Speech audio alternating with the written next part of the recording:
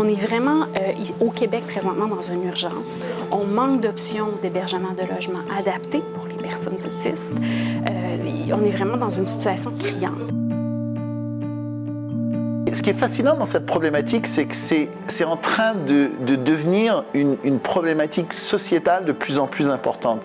Les autistes, la prévalence à la naissance augmente de façon très conséquente depuis une trentaine d'années. Et donc c'est maintenant qu'ils deviennent des adultes.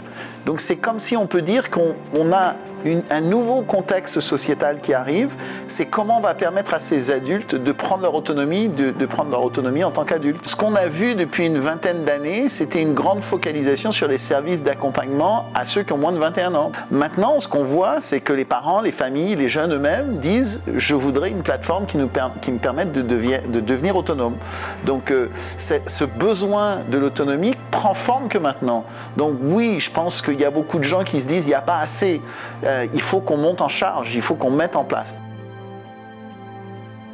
Ce que peu de gens ne savent pas, c'est qu'il n'y a pas de données dans le monde de l'autisme. Il y a très peu, il y a une grande population, mais des bases de données scientifiques qui vont permettre à des gens de réfléchir, d'analyser et ensuite de décider, il y en a peu. On a des intuitions, on sait que les besoins sont variés, on le voit, hein, on connaît, mais on avait besoin vraiment de chiffres et surtout des chiffres qui sont créés, qui sont offerts par les personnes elles-mêmes, qui répondent, qui veulent partager leur expérience. Les chiffres sont assez tout de même préoccupants. Même si on s'y attendait, on ne s'habitue pas à savoir qu'il y a environ 6 personnes sur 10 qui actuellement ne sont pas dans une situation de logement ou d'hébergement qui répondent à leurs besoins.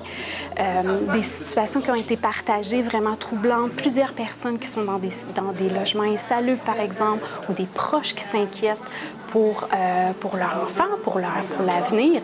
Donc, cette démultiplication de ces situations-là qui ont été exprimées, qui ont été documentées, on les connaît, mais on ne s'y habitue pas et c'est très, très, très préoccupant. Vivre dans un demi-sous-sol, dans un 1,5, où tout est tassé, c'est agressant. Moi, j'ai besoin d'un milieu de vie adapté à mes besoins, insonorisé. Enfin, c'est une cause qui est écoutée. Que c'est plus une cause qu'on nie, que les adultes autistes, tout comme tout le monde, ont besoin d'un hébergement adapté à leurs besoins. Le sondage a été très riche parce qu'il a d'abord et avant tout permis de confirmer des hypothèses. Vous savez, dans la vie, on avance souvent avec des hypothèses, on a un instinct, on a des a priori, on a des informations, mais après, il faut que ça prenne forme, il faut que ce soit matériel. Et il faut aussi qu'on puisse aller voir des organisations, des tierces, comme des gouvernements, des financiers, et leur dire, il y a un véritable besoin. La montée en charge, la prise d'envergure dans tout ça, ça va prendre du temps. C'est vrai qu'il va y avoir probablement un décalage entre l'arrivée de tous nos jeunes et la mise en place de toutes les ressources. Mais le Québec est unique par rapport à ça. C'est qu'on a tout ce qu'on connaît très peu, c'est qu'on a quelque chose qui s'appelle l'économie sociale. C'est vrai dans l'immobilier et il y a beaucoup de gens qui sont là pour y travailler. Je pense à des organisations comme Interloge qui sont là pour ça. Donc il faut travailler avec et faire fonctionner la machine. Ma partie est faite. Ma partie de chercheur est faite. Maintenant, c'est vraiment aux partenaires, à la communauté, à reprendre ce qu'ils jugent utile pour leur lutte.